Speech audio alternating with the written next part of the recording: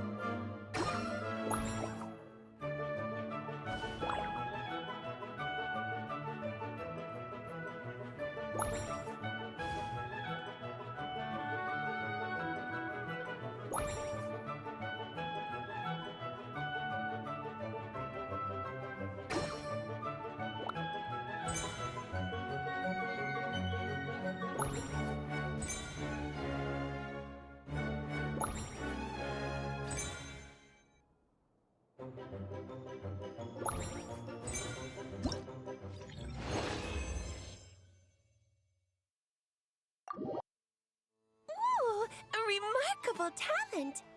So, what do you make of it? The use of Jumpy Dumpties doesn't come as naturally to me as Kuvaki, but their unpredictability makes it fun. I think they call this novelty.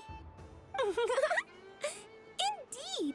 And how did it feel blowing those pesky nuisances the way. Not bad. Any guilt? What do you mean?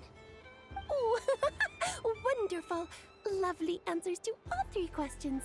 You've passed the safety test. Now I can give this special bomb to you as a souvenir. Remember, if you find any meanies living on the moon, you can use this to boom them into oblivion. I will.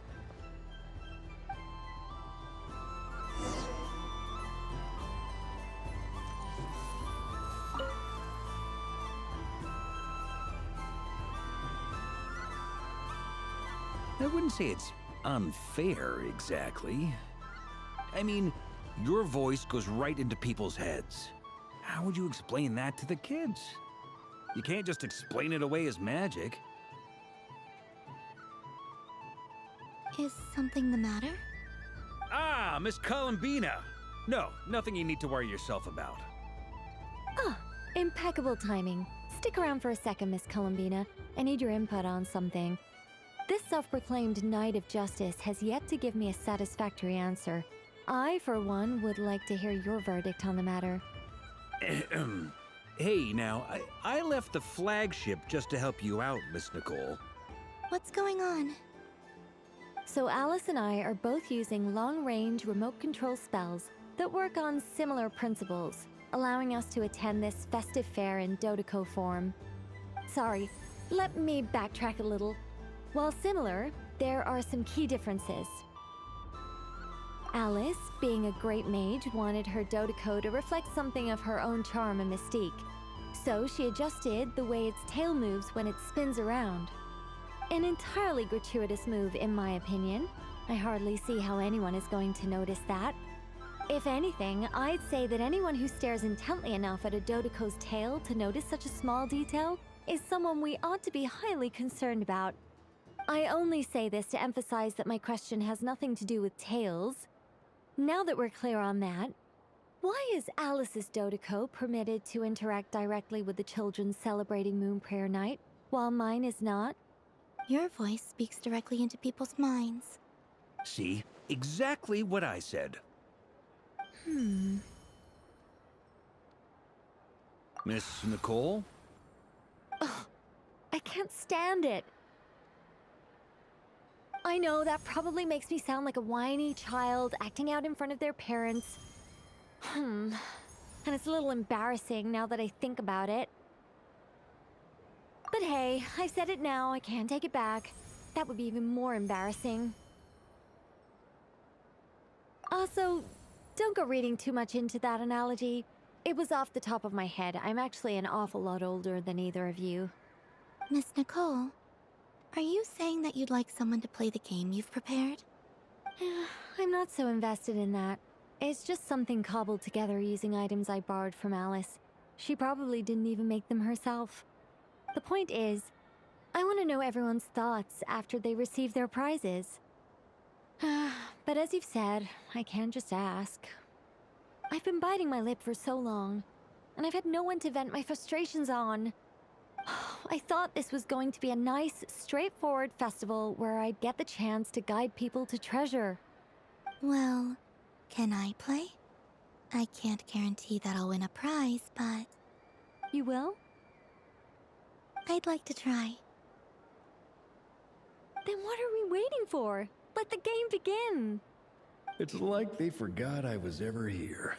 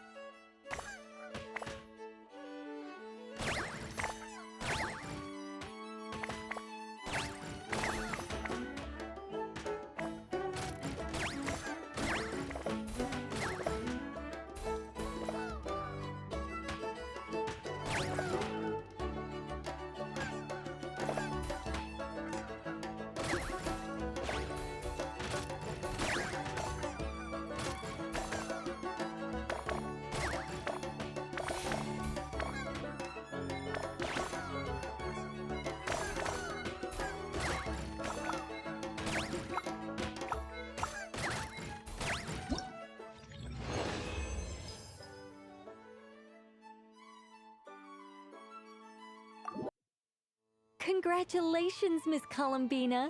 With your great wisdom, you have overcome every obstacle in your path and conquered the great challenge posed to you by fate. Fate? Well, something to that effect. If you'd prefer something more poetic, it could be the icy winds or the dawn. Anything you like, really. You could even go with the challenge posed to you by Dodeko, if that's what you're into. Anyway, you can take or leave my suggestions. Moving on. All my hopes are now resting on this.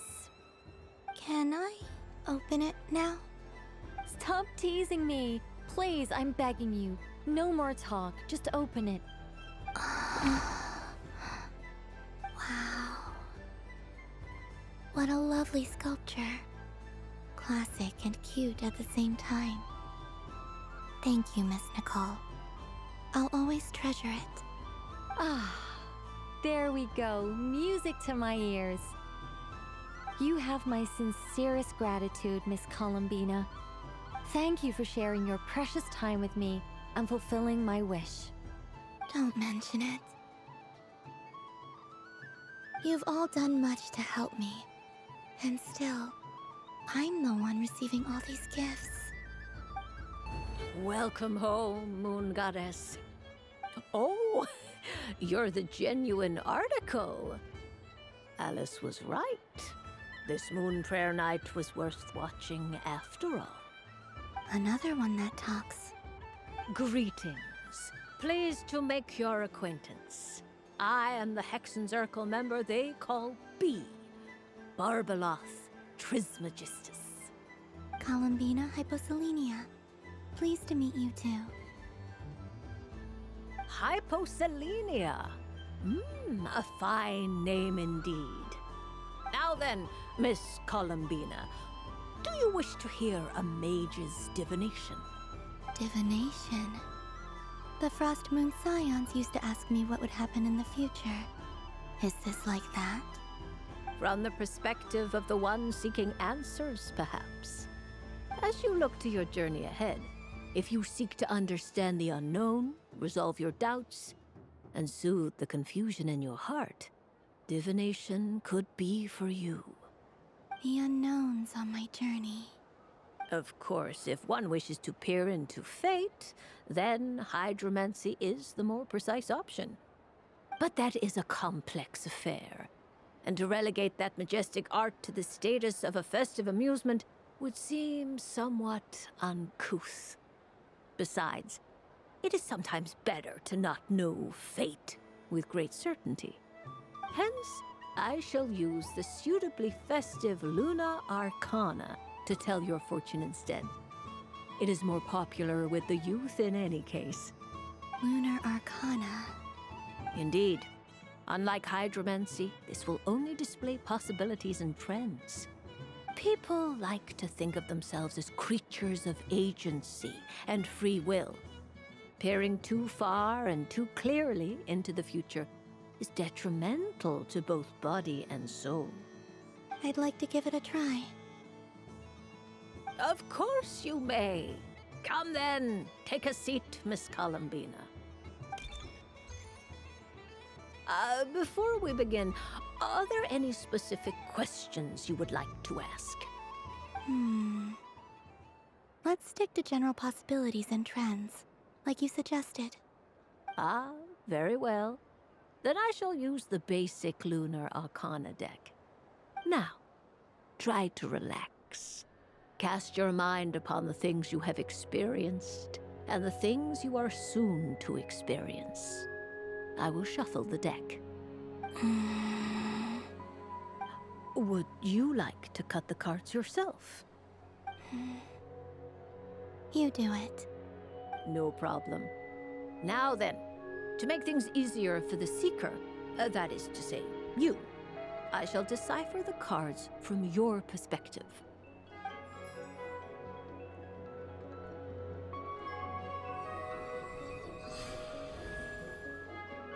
Please, draw the first Lunar Arcana.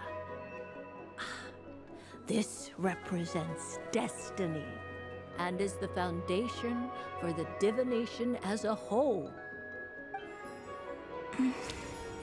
Now, draw your second card. This will stand for the past, the sum of all your experiences that have come before. And now the third arcana. This is the present, your interpretation of the current moment. Finally, the last card. This shall speak of the future, which... Oh, Kuvaki Pulse? fascinating. I've never encountered this before in my role as a diviner. Something has exerted an influence upon this card, causing it to leave its designated position. What do you make of this, Miss Columbina? Perhaps this is the guiding hand of fate in action. Of course, if you wish, you can choose to deny the validity of this card and draw the future for yourself. No, it's fine. Let's go with this one. A bold decision. I must say I'm looking forward to the results.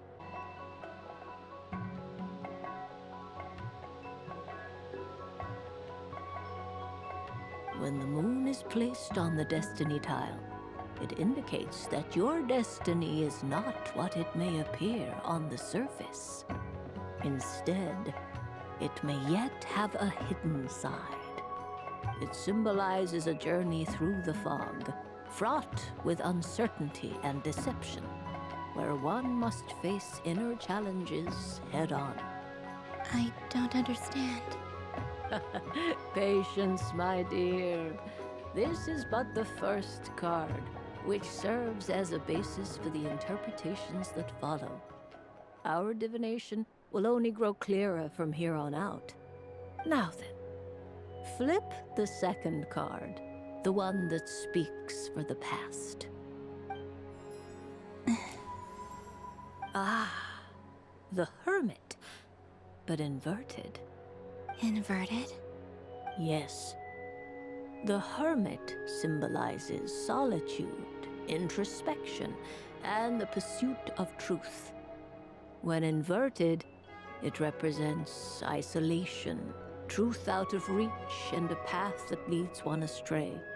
Combined with the moon as one's destiny, the Hermit inverted represents a choice you made to stand alone in the past. It was a choice made not out of fear or arrogance, but for reasons that others could not perceive. You fumbled through the darkness without a guide, but you did not find your way. Rather, you went astray. More than once, it would seem. Is this about how I became Kutar despite not wishing to become a god? And how I joined the Fatui because I yearned for a place to belong? I suspect only you know the answer to this question. All is not lost. The past is in the past, and so it shall remain. Shall we look into the present now? Oh my, the Lovers. One of the most interesting Luna Arcana. What does this one mean? This means that you have had an unprecedented emotional experience. The joy of finding your soul becoming intertwined with that of another. A precious and wonderful thing indeed. It's true. I've made a lot of friends recently, and they are very good to me. I like them a lot. That sounds lovely. I am most delighted for you. The Lovers can also represent important decisions, perhaps related to a parting of ways. Now, if I were to guess...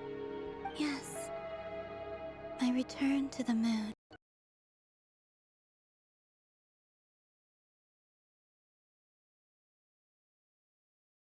This is not the end of your journey. There is always another story waiting to be told. The future always lies ahead. The future. Well, now, it's finally time to flip this most mysterious of cards.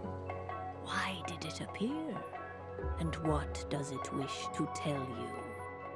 I'm ready. Very well. Flip this card and see what lies on the other side. Oh, Miss Barbaloth? What is it?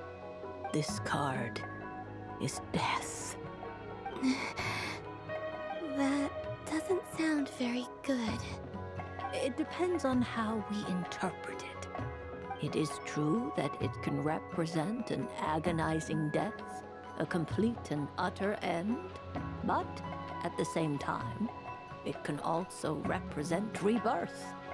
Do not forget that your destiny card is the moon. That lends your future many different potential meanings. If death spells the end, is it unavoidable? As I have said, divination can only display general trends. It is a rough guide, but it does not show predetermined outcomes. Allow me to summarize it for you. In the past, you may have lost your way, but now you have gained new connections and new strength. You now face an important decision, one that may bring about a great change in what is yet to be. This change might, in turn, be the end of all things, or their beginning. But remember, everything is subject to change because of the moon present in your destiny. You must see the truth clearly and face your innermost thoughts. The truth. My innermost thoughts. Thank you, Miss Barbaloth. Don't mention it. Some people dislike divinations, for fear of glimpsing an ending to their story that they wish was not so. But I can see that you're different. The result of this divination will not sway your decision. This is a rare quality, and one that diviners always hope to see in the seeker. We are here merely to guide, not to exert undue influence. I understand. Go then and illuminate your future, Miss Columbina. The moonlight that shines from you now is most captivating.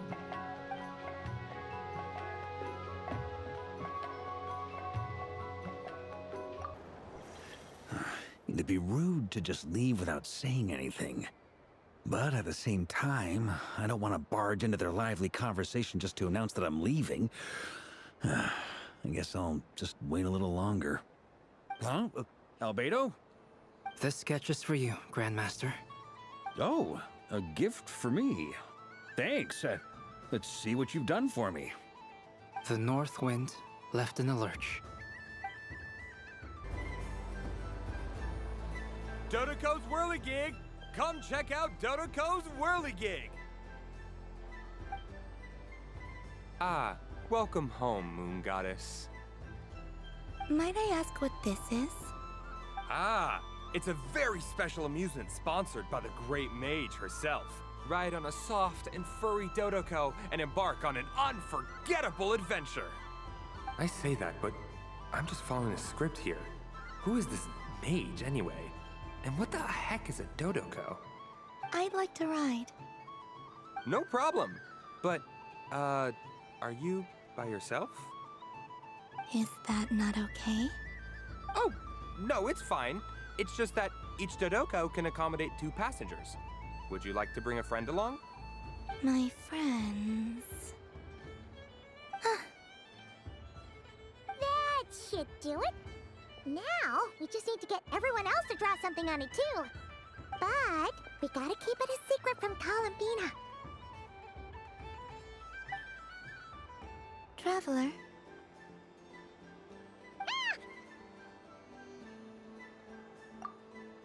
I want to go on that ride. Will you join me?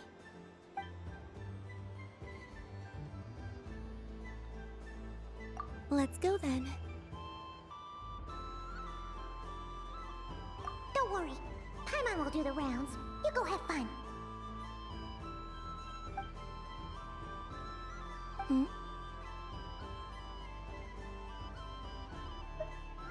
All right. I think we have to wait in line over there. Please take your seats. For safety reasons, you mustn't try to leave the ride before it comes to a complete stop. All right, you're all set. I wish you both a wonderful journey.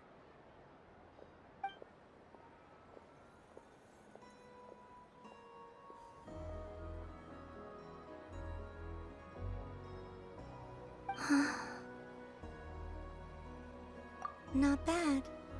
It reminds me of riding a moon lane. Sometimes, the Kuhenki circle around me like this, playing their beautiful melodies. Yeah, I'm going to miss them.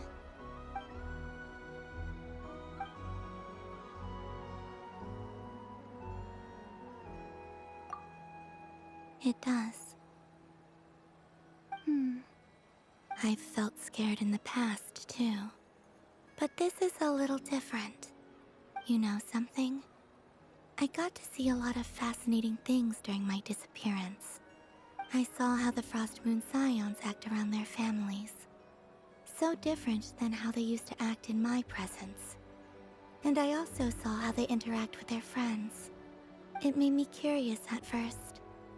Why do people act so sincere when they're worshipping gods, but save their truest, warmest feelings for each other?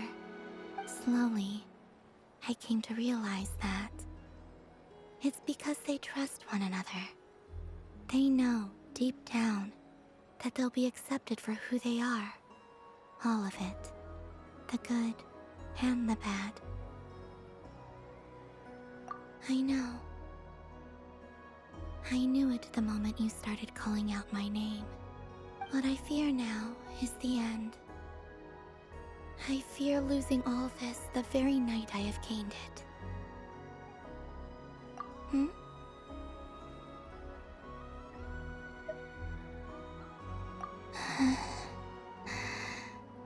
Thank you for this conversation. Thank you for listening to me. Don't worry. This fear I have, and the unknown that awaits me, they cannot hurt me. Not when I possess a treasure far greater. I just want you to remember this version of me, the real me, on this final night together. Dear passengers, Dodoko's awesome adventure has come to a close. Please leave in an orderly fashion, and we look forward to seeing you again in the future. Don't want the journey to end, huh? Don't worry, you two. There's always another adventure waiting just around the corner.